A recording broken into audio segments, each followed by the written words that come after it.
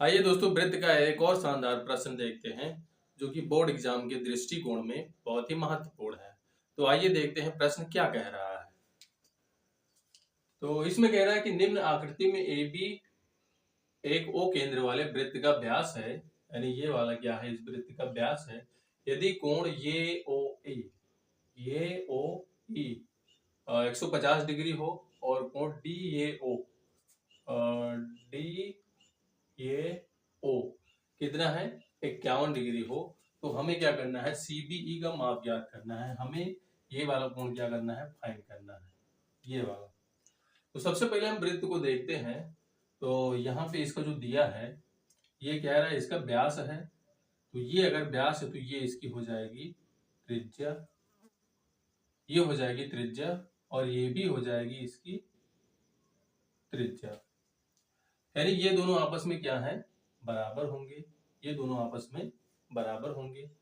तो यहाँ पे कह रहा है कि हमें क्या करना है, इस वाले कोण का मान निकालना है। तो हम क्या करते हैं, पहले इस ट्रायंगल के ये दो कोण को मान निकाल लेते हैं।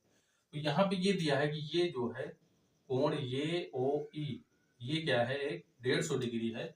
और आप यहाँ पे देख सकते हैं कि ट्रायंगल ओ बी ई में ये वाला जो कोण है, ये क्या कर रहा है, बाह्य कोण का काम कर रहा है। और आपको बता दूं कि जो बाह्य कोण होता है वो अपने अपोजिट एंगल के योग के बराबर क्यों होता है, यानी ये वाला एंगल और ये वाले एंगल के योग के ये बराबर हो जाएगा। तो सबसे पहले हम क्या करते हैं, इन दोनों को कोण का मान निकालते हैं। तो यहाँ से आप देख रहे होंगे कि ये वाला और ये वाला दोनों साइड आपस में क्या है, बराबर है। तो सबसे पहले हम लेते हैं ट्रायंगल, ट्रायंगल ओ बी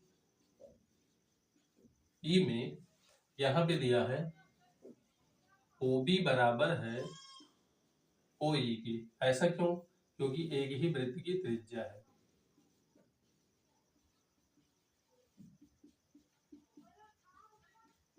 एक ही वृत्त की दोनों क्या है, त्रिज्याएं हैं। तो ट्रायंगल का नियम है कि यदि किसी ट्रायंगल में दो भुजाएं आपस में बराबर है तो उनके अपोजिट एंगल भी आपस में क्या हो जाते हैं, बराबर हो जाते हैं। तो यहां से हम मान सकते हैं कि इसलिए एंगल ओ बी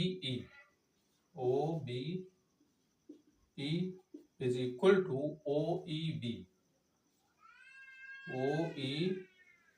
बी हो जाएगा। और हम मान लेते हैं एक्स, ये दोनों कोण क्या है, एक्स के बराबर है। तो यहां से हम बता सकते हैं, क्योंकि ये बाह्य कोण है, जो बाह्य कोण होता है वो अपने अंतः अवयव कोण के योग के बराबर होता है। तो यहां से हम कह सकते हैं कि कोण ओ बी ई प्लस कोण O E B is equal to कोण ए ओ ई, ये ओ ई, ये क्यों बराबर है, ये है बाह्य कोण है, इसलिए क्या हो जाएगा, बराबर हो जाएगा। फिर आगे देखते हैं, यहां से इसका मान x है, इसका मान x है, तो यहाँ पे हो जाएगा x plus x is equal to 150। यहाँ पे हो जाएगा 2x इज इक्वल टू 150। यहाँ से ये कटेगा, आ जाएगा 75 डिग्री, यानी x इज इक्वल टू कितना हो गया, 75। अब यहाँ से आप बता सकते हैं कि इस कोण का मान है 75 और इस कोण का मान भी है 75।